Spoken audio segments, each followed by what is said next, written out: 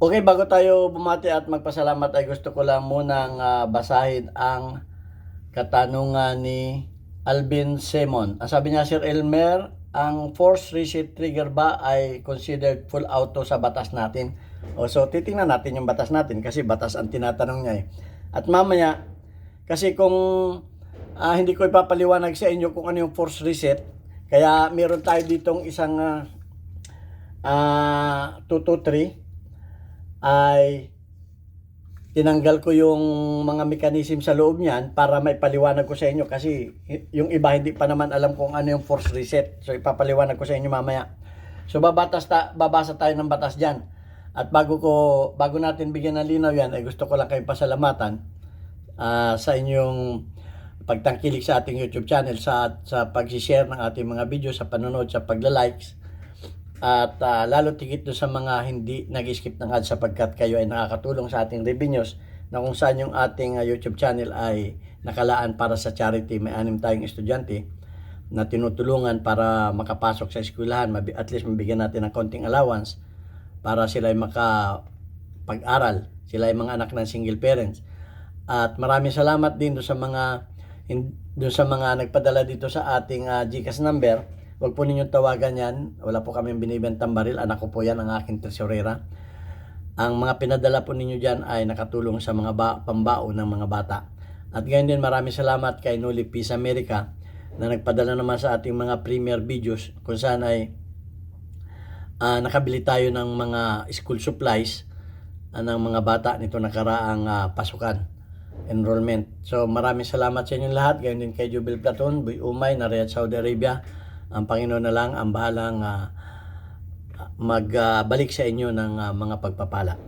Okay, so ang sabi ni, bago ko palanuhin yan, ay may nagpapa-shoutout, Basilio Basa. Okay. At shoutout din kay Lasak Hunter na pumunta dun sa aming bagong burgeran. Okay, meron kaming sa Pinamalayan, Oriental Mindoro. Shout out sa mga taga Pinamalayan, Oriental Mindoro. Puntahan ninyo yung aming burger house dyan. Papa Burger, pamumuno ng aking bunsong anak, si Elmer Jr. At mapapaburger kayo sa sarap. Ayan, bagong tayo lamang yung aming negosyo dyan. At sabihin lamang ninyo na kayo ay subscribers ni Pinoy Firearms Instructor by One Take One. Okay, maraming salamat sa inyong lahat. Tangkilikin po natin ang sariling atin. Okay, yan. At doon sa katanungan ni Alvin Simon, yung mga hindi pa napakakilala sa akin, ako po isang firearms instructor dito sa Kuwait. 20 years na nagtatrabaho bilang isang dito sa Mayadin Shooting Range. Okay? At ito na yung katanungan niya. Ang force reset trigger ba ay considered full auto sa batas natin? Okay. Bago natin ipaliwanag kung ano yung force reset trigger na yan, ay bumasa tayo ng batas. Okay. Ang sabi dito, in the Philippines, force reset triggers are not explicitly prohibited by law. Okay. Hindi pa ang force reset trigger ay hindi patahasan na ipinagbabawal ng batas sa Pilipinas. Kumbaga wala pang batas. So pag walang batas, walang kaso. Ang sabi ay, and they are generally considered legal. Generally considered. Kumbaga hindi pa pero considered na legal. Considered legal under current regulation. Considered legal. So hindi pa bawal pero wala pang batas.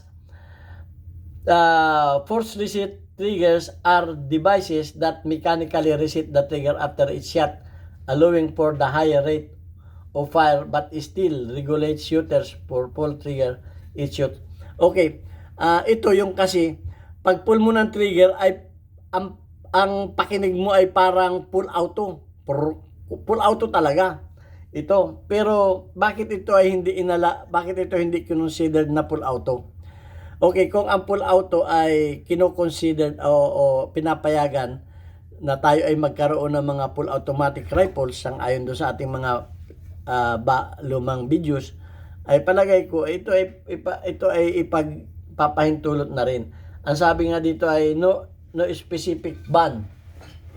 Okay, ang sabi sa batas ay there is no specific laws in the Philippines that prohibited the manufacture o yung mga gunsmith. Wala pang batas na nagbabawal na mag-manufacture, sale or possession of force reset triggers. Wala pang batas. So pag walang batas, walang kaso. O ay kung hindi pinagbabawal ng batas ay wala pang batas. So hindi pa bawal.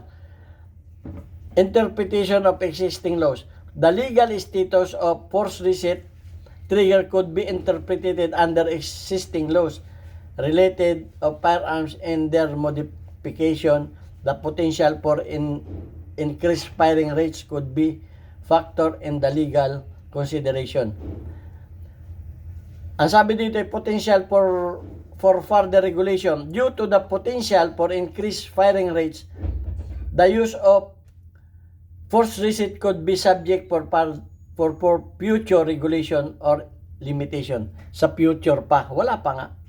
So, no clear ruling. Ang sabi dito, there is no definite legal ruling or interpretation from the Philippine courts. Wala pa sa Philippine court. Hindi pa, wala pa ito. No, in the Philippine courts of Philippine National Police, PNP, especially addressing force reset triggers. So wala pa, ito ay nasa legal debate pa. Legal debate. The core of the debate revolves around whether the force reset triggers constitute single function of the trigger under law of the separate trigger pulls the each shots means not considered automatic. So, sa legal debates, ito ay hindi man kino-considered na full automatic. So, kung pinahintulutan yung full automatic sa atin, ay bakit hindi ito pahintulutan?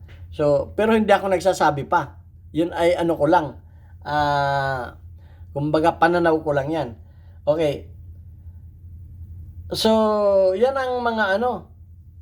In conclusion, while force reset triggers are not explicitly legal under Philippine law, the legality is uncertain due to the ongoing debate about the interpretation of single function of the trigger in relation of this device. So, yan. Talagang wala pa. So, do sa katanungan ni Alvin Simon ay wala pang batas. At pag wala pang batas ay hindi pa bawal, wala pang batas eh. Okay, paano mo ipagbabawal yung U-turn ay wala namang nakalagay na U-turn doon. Kailangan meron doon nakalagay na no U-turn. Okay, so yun. Huling ka ng ano na no U-turn. Nasaan yung signboard na no U-turn? Kaya maraming nagtatalo diyan eh. Yung signboard nakatalikod.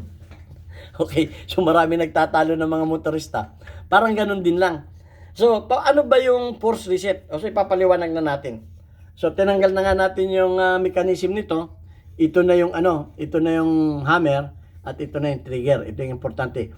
So, ganito yan. Pag ang halimbawa ito yung kanyang bolt, umatras. Yan, umatras. Pagka-atras niyan, nag-load. Yan, nag-load na.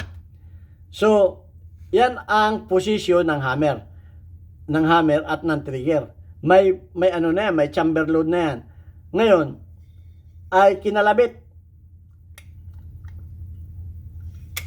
Pag yan ay iyong kinalabit, yan, puputok yan. Ulitin natin. Naka-trigger finger ka, pull mo yung trigger.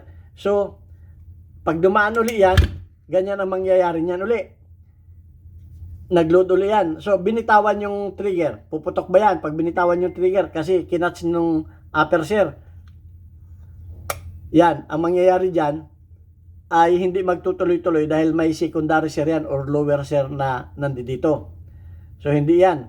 Yan yung semi-auto, self-loading. Pag kinalabit yan, saka lamang puputok. Okay? So, ayan yung semi-auto. Ano naman yung full auto? Ang full auto ay dinidisable niya itong aperture. Dinidisable niya ito sa pamamagitan nitong kanyang selector. Ito yung selector niya. Hindi ko na ipapaliwanag sa inyo. So magkakameron, ito i-disable dito yan. Oh. Lagyan na natin ng tornilyo dito. Palagay natin na ito yung kanyang pagpalagay natin na ito yung kanyang selector. Yan, lagyan natin doon ng tornilyo para ma-disable siya.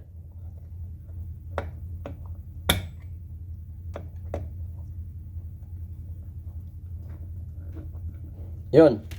So nagkameron na siya ng disable na siya doon. Disable na siya doon. Ang mangyayari niyan ay pag nag-load ka, ganyan. Nag-load ka. Ganyan ang position niyan. Ngayon, may chamber load na yan. Pumutok. Pok. Siyempre, pag pumutok yan, atras ulit yung magiging free na ito. Magiging free na. Kasi nga ito ay disable na ng selector. Yan ang full automatic. Kada daan dyan nung bolt at kada load hanggang may bala yan, putok yan ang putok. Putok ng putok yan. Ayan o. Putok ng putok yan. Kasi nga disable na yon. Okay, tanggalin na uli natin itong halimbawa, nilagay na uli yan. Tinanggal na natin yung selector. Nilagay na uli natin sa semi-automatic. Ano yung semi-automatic niyan? Okay. Pag yan ay nag-load, ganyan yan. Okay, pag kinalabit, pag kinalabit yan, sandali pag kinalabit yan, magkakamero niya, matatanggal yung niya doon, at puputok na yan. Okay, ulitin natin. Yan, ganyan. Pag inalis yung trigger finger, yan ay matatanggal yun doon. Yan, at makakat siya nung kanyang share dito sa baba. Saka lang siya puputok. So yan ang single action. Punta naman tayo sa force reset. Okay. Ang force reset ay yung kanyang trigger assembly ay may idinagdag. Parang ganito. Pero hindi ito Ito ay ipapakita ko lang sa inyo for ano lang ito. For educational purpose. Ano yung force reset? Parang ganito siya. Okay. Papakita ko lang sa inyo Mahirap kasi yung nagpapaliwanag tayo, hindi naman ninyo nakikita. Dapat nakikita rin ninyo. Ayan. Parang ito siya. Parang ito siya. Ito. Yan, yung puti na yan. Yan ang force reset. Ngayon, dumaan yung nag-load. Yan, nag-load na siya. Ganyan na. Kinalabit. Pak, pumutok. Ngayon, pag ito'y umatras, makikita ninyo na itinutulak yung kanyang itinutulak itong iyong daliri, itinutulak yung daliri ninyo para mag-force reset. Ayan itinutulak niya. Ulitin ko pumutok, naka-trigger press ka niyan, itinutulak niya pabalik yung iyong daliri. Ayan itinutulak niya, itinutulak nitong hammer yung daliri mo pabalik. Ayan Kaya parang ang nagiging automatic yung iyong daliri, kumbaga yung daliri mo yung naka-force na ganyan, pero ibinabalik din ng trigger pa ganun. Kaya parang hindi man full automatic siya. May puwersa na ibabalik yung trigger mo. Yung full auto wala Basta press mong ganun, walang magtutulak nung iyong daliri pabalik. So ito yon yung force reset. Kaya tinawag na force. Pupursahin yung daliri ni muna mag-reset. Ay depende na lamang sa iyo. Ayan pag nakaganon yan, dahil nga tinutulak nito. Yan natin. Mas maliwanag. Pag nakaganyan, pag nakapress yung daliri mo, itinutulak nitong hammer ito para yung daliri mo ay bumalik, mag-force reset. So yan ang force reset. Force reset. Yan. Tinutulak niya pabalik. So, ayan ang paliwanag dyan ng force reset. Kaya sa ibang bansa, katulad yan ng Germany, hindi ito kinukonsider na full automatic. Kasi nga, yung kamay mo ay bumabalik. Tinutulak na ganun. Hindi ka mukha ng full automatic na walang nagtutulak sa daliri mo. Walang nagtutulak pabalik. Okay? So, ito, pwede prak, ganun lang ang putok niyan. Kada ganun mo. So, yung daliri mo ay hindi permanenteng nakaganon. Hindi permanente siya. Hindi permanente. Yung daliri mo habang pumuputok ay gumaganon din. Gumaganon yung daliri mo. Kasi nga, tinutulak ulit ng trigger pabalik eh. Kaya force force reset. So yun ang paliwanag dyan ng force reset. Kaya sa tingin ko, kung ako inyong tatanungin, ito hindi man full automatic. Hindi man ito full automatic. Kamukha ng ibang bansa. Sa ibang bansa, ito'y pinagdidibatihan pa. Pero kagaya nga ng sabi ko sa Germany, ito ay, at sa ibang panig ng Amerika, ito ay kinukonsidera na hindi full automatic. Okay? Kaya ito ay tinawag na force reset. Pinipwersa yung daliri mo na umatras. Kaso mo, yung daliri mo ay may pwersa naman na parang spring. Naging spring yung daliri mo. Na ginanon mo, hindi mo na inalis yung pwersa na ganon, although yan ay itinutulak pabalik, ay ang pwersa mo naman ay naglalaban. Naglalaban kaya gumaganon yan. Gumaganon. Kumbaga, yung trigger mo ay gumaganon. Okay, so yun ang interpretation. Sana naunawaan ninyo kung ano yung force reset. So, mahirap talagang magpaliwanag ng mga ganitong kaso. Pero tinatanong sa atin bilang firearms instructor, ay obligado tayo na sagutin yan. At pinapaliwanag ko ng hanggat kaya ko na gawin. Nagtanggal na ako ng mga parts nitong isang baril para lamang mapaliwanag ko sa inyo kung ano itong force reset na ito ha. Inuulit ko, itong force reset ay itinutulak ng hammer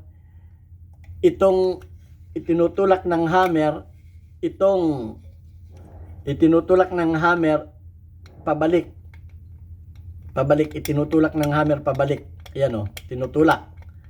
Itutulak pabalik yung daliri para mag-force reset. Okay, at pag binitawan mo yan, ay ganyan ang style niyan. Pag kinalabit mo, puputok ulit yan. At hanggat nakadiin itong iyong daliri na ito, ay parang full automatic yan. So yan. At sana naunawaan ninyo at kayo na ang bahalang humusga kung ang sa tingin ninyo ay full automatic yan o yan ay semi-auto. Yan ang pagkaalam ko dyan ay yung daliri natin ay ginawang full automatic yung daliri natin. Pero yung mekanismo ay hindi. Dahil bumabalik bumabalik naman yung nasa daliri pa rin natin ang buhay. Nasa daliri pa rin natin. Okay, so yan ang aking paliwanag dyan. Bahala na kayo kung anong interpretasyon ninyo dyan. At wala namang problema sa akin yan. Kung yan ay pag yan ay may batas na, ay i-comment ninyo. Baka yan ay meron na bagong rules, implementing rules and regulation. Hindi ko pa alam dahil yun lang ang nakita ko sa research ko. Okay, God bless us. Thank you very much. At bago tayo magtapos ay babasahin ko lamang yung ating weekly highlights of our most engaged audience. Okay, so ito na yung ating community spotlight. Shout out kay Gimboy, 58 ang iyong engagement. Shout out kay U Steady, 1 ang iyong engagement. Shout out kay GR Tudilski, 48 ang iyong engagement. Shout out kay Kablas, 1 ang iyong engagement. At shout out kay Milo Maranan, 50 ang iyong engagement. Yan ang ating community spotlight. Weekly highlights of your most engaged audience members including your top commenters. Mag-comment lang kayo, mag-share ng ating videos at mapapasama rin kayo dyan. Thank you very much. Hanggang sa muli nating video. Sana naunawaan ninyo yung ating paliwanag.